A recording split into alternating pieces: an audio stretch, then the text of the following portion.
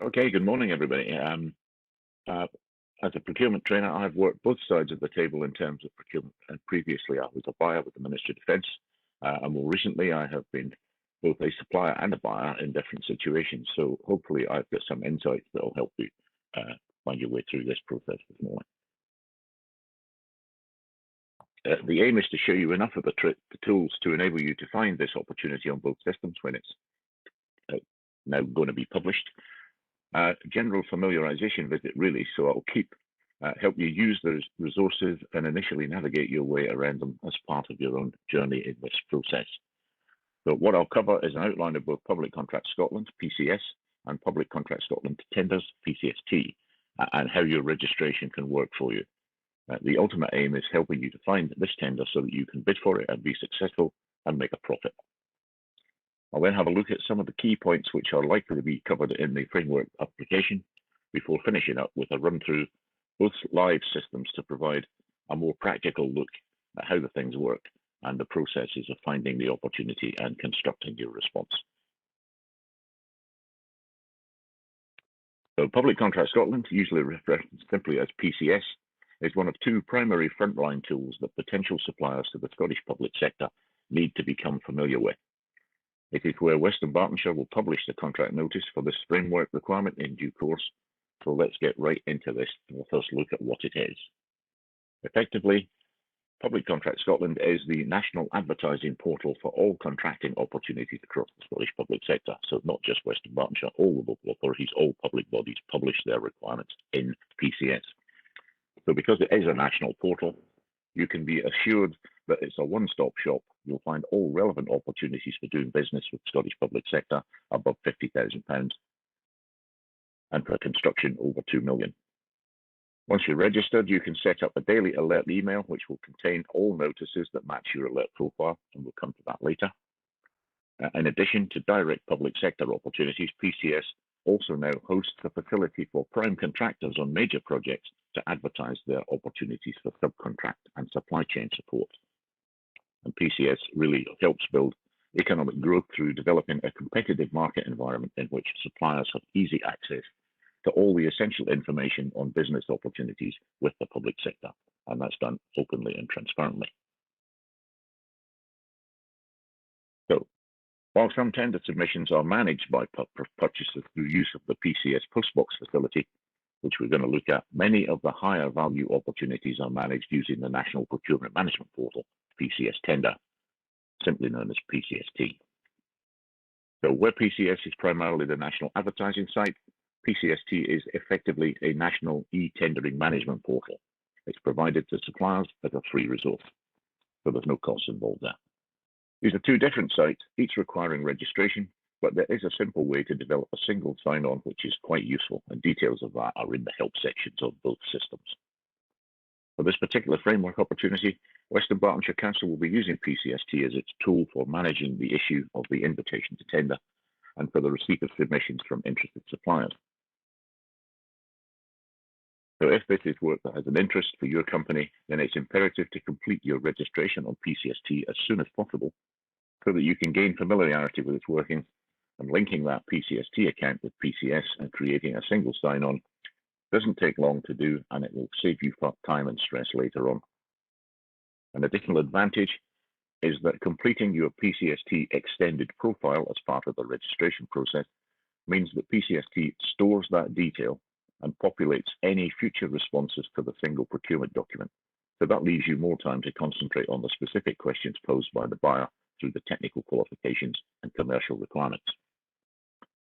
But do ensure that you do review the single procurement document input for things that change periodically, like your accounts, your insurances, and any certifications like your quality systems. So that covers a broad outline of the two systems, and I'll look at some of the functions shortly in the live environment on both of them. Before looking at the mechanics of the process, I'd like to turn to what you might expect to be covered in the invitation to tender. Typically, an ITT document pack within PCST will contain a number of standard document types. In terms of the timetable, there will be a submission deadline and a deadline for asking questions, as you've already heard. It's therefore important that you read and fully understand all of the documents and ask any questions as soon as possible. The tender pack should provide greater detail on the specification, the likely work content, and the deliverables, together with how the process of work allocation will be conducted, and that's already been outlined a little bit. There will be a range of quality questions, and these are likely to encompass your management of the delivery team and their qualifications, the measures in place to ensure quality of service, and your approach to sustainability, things like net zero, community benefits, and fair working practices. A detailed explanation of the award criteria and marking scheme that will apply in selecting successful applicants will also be there, together with some kind of proposed terms and conditions and a form of pricing schedule, which will link to the deliverables within the contract. So there's quite a lot of documentation you're going to have to look at. Now, I'm not quite sure if this is specifically the one that West Dunbartonshire use, but this is a typical scoring matrix used for the evaluation of questions within the technical or quality response.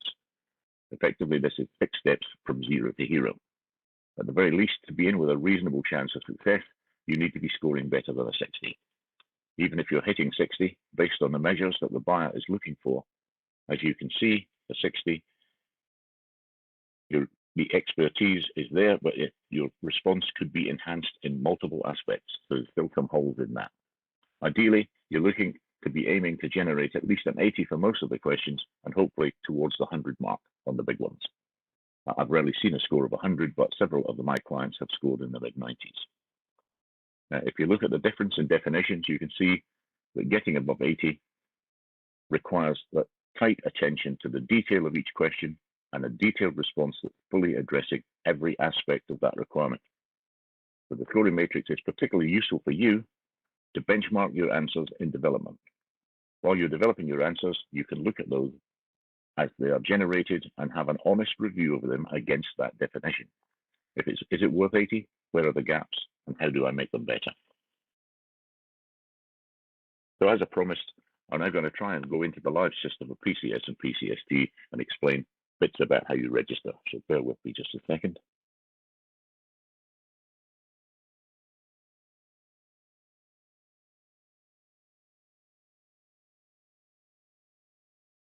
So this is PCS and the screen that you would look at if you were going in straight away and looking at search notices. In this particular instance, I've put in West Dunbartonshire as the buyer and current opportunities and put in a search. And there we are, subcontractors, specialist contracts and building services. So this is the one that you're looking for. And as you can see, it starts with a notice that says this is being managed through PCST and gives you a contract code. But before we get into that, we'll look at how you register. In terms of registration, you click on the register button. It brings up opportunity to register as a supplier.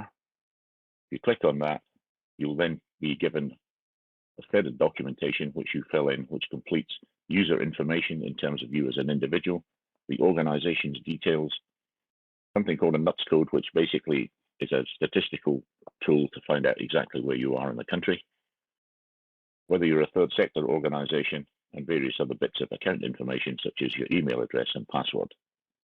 You submit that, and then you complete another couple of pages of registration, which takes maybe 5 or 10 minutes. And that then will take you to a supplier profile. And through that supplier profile, you can manage your access to things like the postbox. If I look at the suppliers area and log in, you get a suppliers area here, and this will let you contract to search latest notices, to search for buyers, things on your interest list, and that will be stuff where you've expressed an interest and it's being managed through PCS. And that will then give you access to things like the postbox, where you can submit your tender submissions to the buyer through the postbox, and that is a totally locked system. Nobody sees your input until after the deadline, and nobody can put in any new submissions after the deadline. So it's a completely locked system. The buyer doesn't see your input until after that deadline, and they can't accept late submissions. So if you have got stuff that you upload, nobody's going to see that, And if you have a situation where what you need to upload has changed, if that's before the deadline, you can replace what you uploaded before.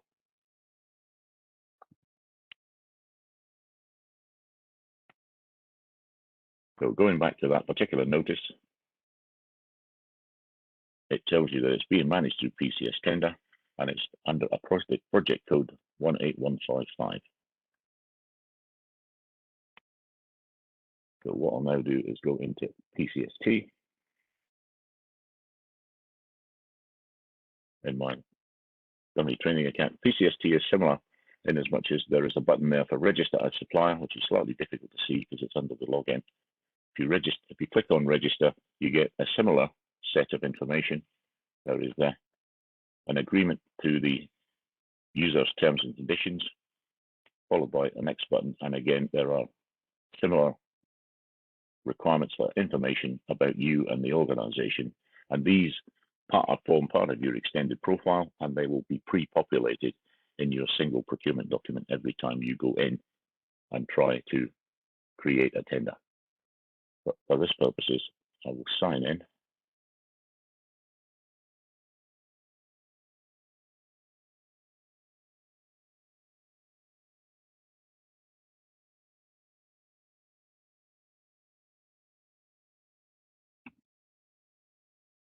I'll go into ITTs.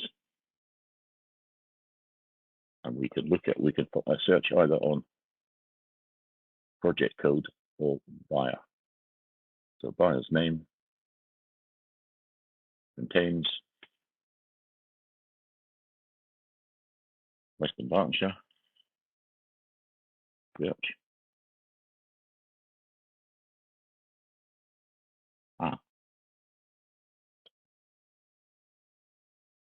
So in a second.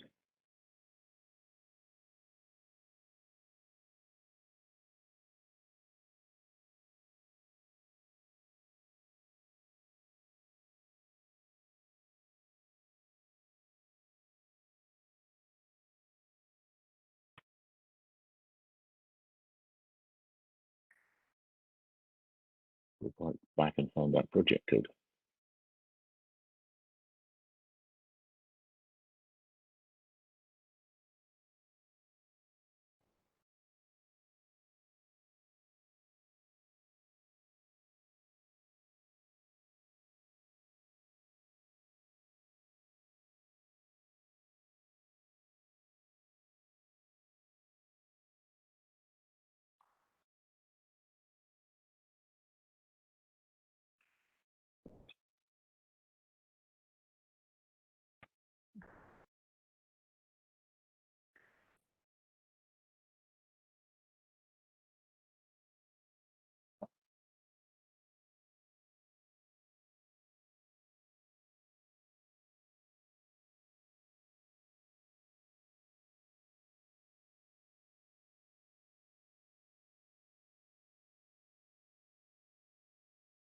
Project code contains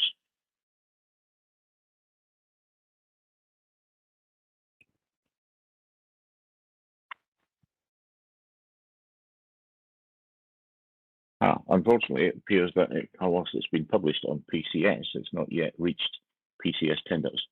So it's not up and available for us to look at. However, what I will try and do is to look at another one.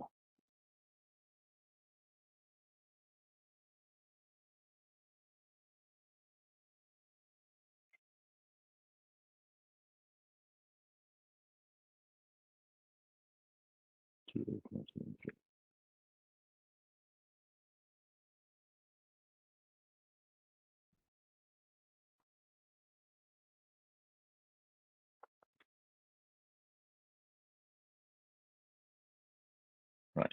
This is a repair and maintenance of catering equipment, which is a similar type of framework process. So once you've found the project, opening this window will allow you to express interest. If you express interest, you then get to confirm that you're expressing interest, and that then opens up the capability to view the detail of the tender. In this case, it tells you there are 20 buyer attachments. It's important that you look at and read all of the buyer attachments. As you can see, there's things like information and instructions, the terms and conditions, certificates and declarations, some of which have to be downloaded, completed, and then uploaded again. And if we look at those, you'll see there are things like the human trafficking declaration, a non-collusion certificate, and a tender declaration certificate. Now, those would each have to be completed and then uploaded back into the system under the additional documents process.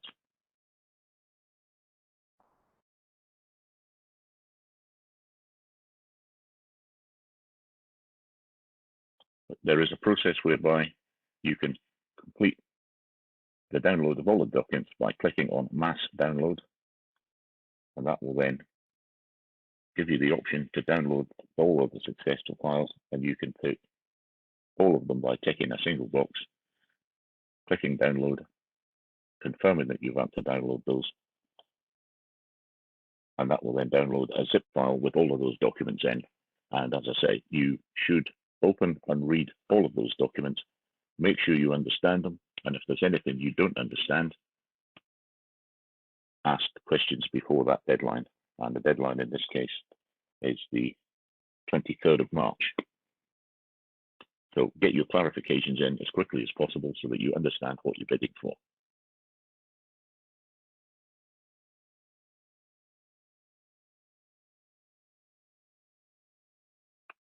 There's also a situation where messages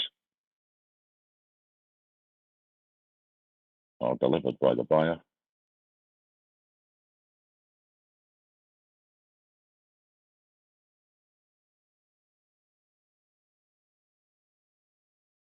In this case, there are two messages of PCST, one covering certification, which when you open that up, indicates that they were asked a question, and you clarify there is a potential retrospective discount applied based on annual spend, and the answer is there is no retrospective discount. So those are things which, again, are important to keep an eye on. You might not have questions that you want to ask, but other people will have questions which might cover things you didn't think about, and they will clarify some of the aspects of that. And you may well find from the answer to a question that this particular opportunity is not for you.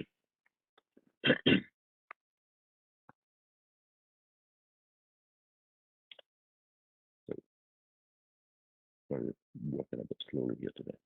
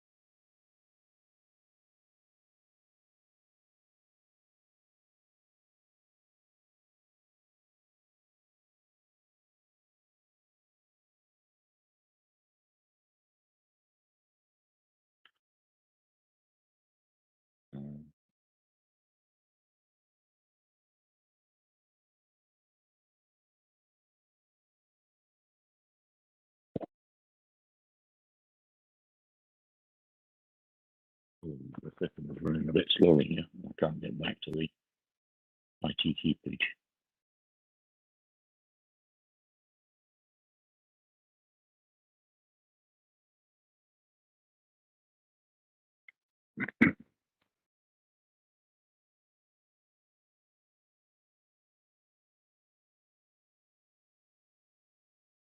You click on My Response. What comes up is the qualification response first. You click on Intend to Respond. Again, that lets you give a clarification that you're looking to respond to this particular one. And you see there's a Submit button, which you don't want to hit until such time as you're ready to do so. Now, the first part of the qualification response is your single procurement document. And as I say, where you have completed your extended profile on PCST, this will be pre-populated with the detail for your individual company and your individual registration. This covers a whole range of things.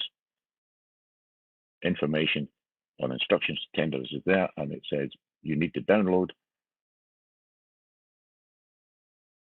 the ITT, which includes evaluation methodology document, which can be found in the information and instructions folder within the buyer attachments. So again, emphasizing you need to look at those buyer attachments. You're accepting the documentation.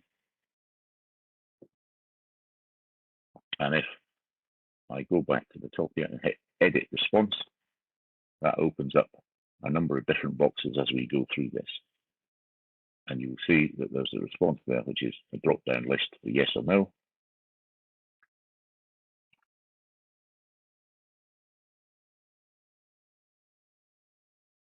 You answer all the questions contained in the single procurement document. Confirm you've read and understood the supplier response guide. And then a section on procurement-specific questions covering information on the bidder. That'll be the name of the bidding organization. There will be also information on the individual who is submitting the bid in this particular case. And then as you go through the section on standardized questions, there's the form of participation, whether you are part of a consortium or as an individual, the legal status of the organization of which lots you are bidding for. And as I said, detailed information about the representative of the bidder. So that will be your contracts manager or your managing director, or in the case of a single sole trader, you as an individual.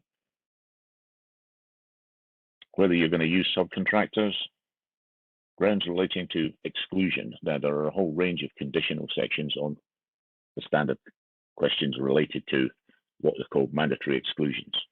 It's important that the public sector is seen to be dealing with people who are reasonable and good citizens. So there will be lots of questions here related to things like criminal convictions and whether or not the company or the organization is in bankruptcy or administration and things of that nature. So that's basically the complete single procurement document. And as I say, that will be pre-populated if you've completed your extended profile. If you haven't done so, completing this on the first tender that you're actually going for will then mean it is saved as part of your extended profile and will be brought up next time you look at something you wish to bid for.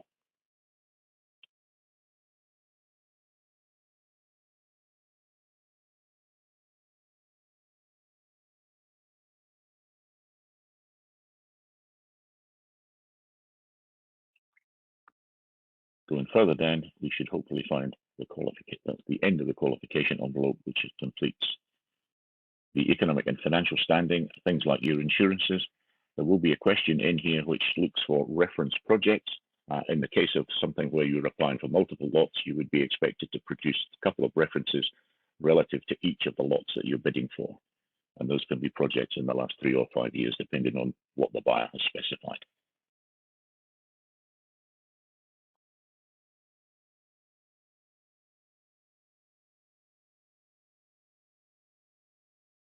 Without relevant experience. And in this instance, there's a document, but where you see a little chain like that, there's a document to download, and that's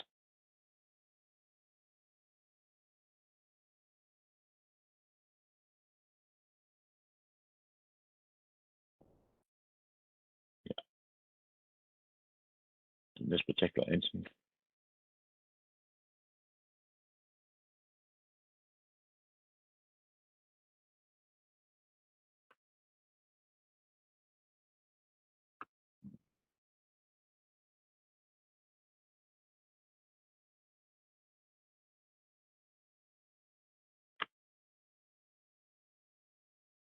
This particular instance, the buyer has produced a template which looks at the description of the project, the amount that was involved, the dates that were involved, and who the customer and client were, and that should include a named individual who can be approached for a reference.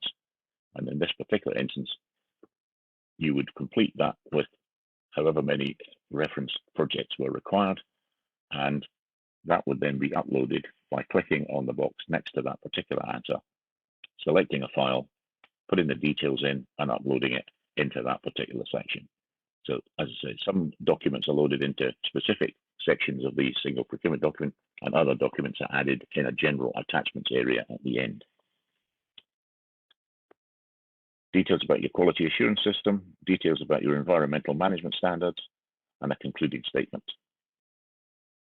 Now, in this case, there doesn't seem to be, we can exit that particular response.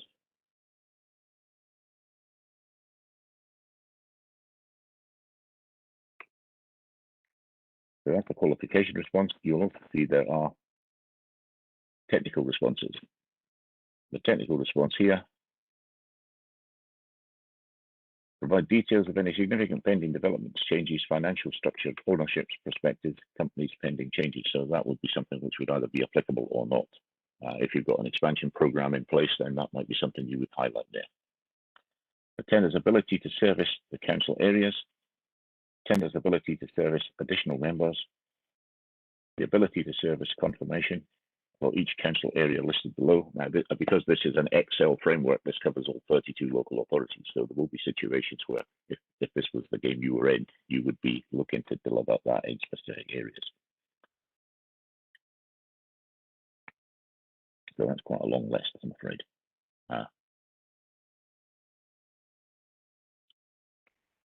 Any restrictions on your ability to provide services? The method of ordering.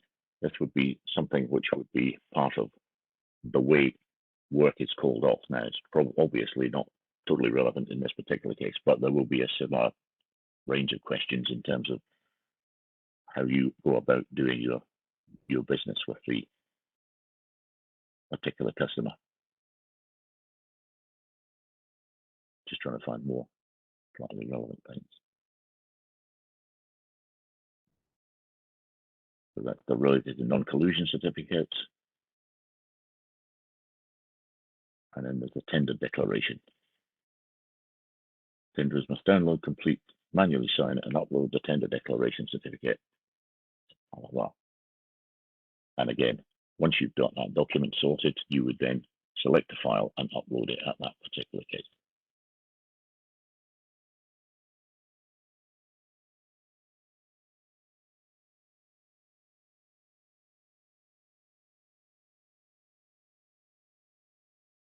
And there's a technical questionnaire, vehicle environmental standards.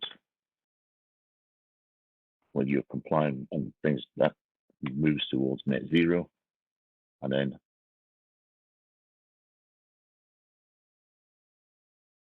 real living wage,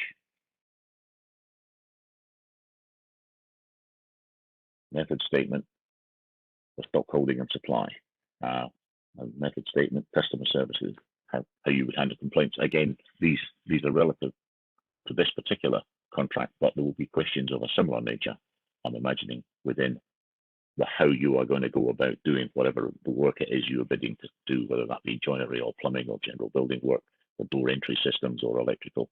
And that would cover things like your certifications, such as NCIEC and Gas Safe, if those are applicable to the work that you're doing.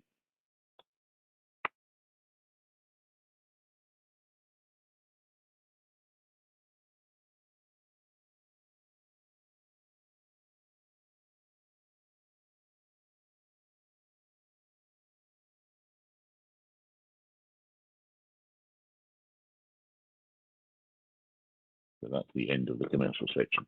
But as I say, it's slightly difficult in as much as we've not got the specific tender to have a look at, but those are the kind of things that you come up, and that is how you would go about creating your documentation and completing its upload into those different areas of the ITT. But as I say, the very most important thing about the invitation to tender is understanding what you're bidding for and getting clarification of anything which you don't understand totally. Because only if you're bidding for something you understand, then you put in a compliant bid and be successful.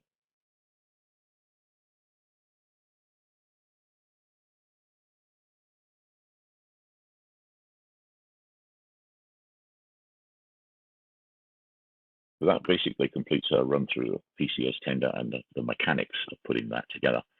As I say, important that you get your registration completed. That will save you the time in doing some of the other aspects. One other small point is that you can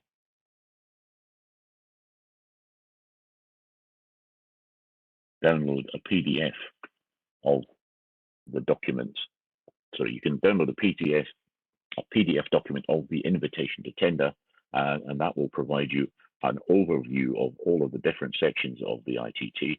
It's useful to print that off and use it as a checklist to tick off the things that you've completed so that you know that you've got a complete response ready to go.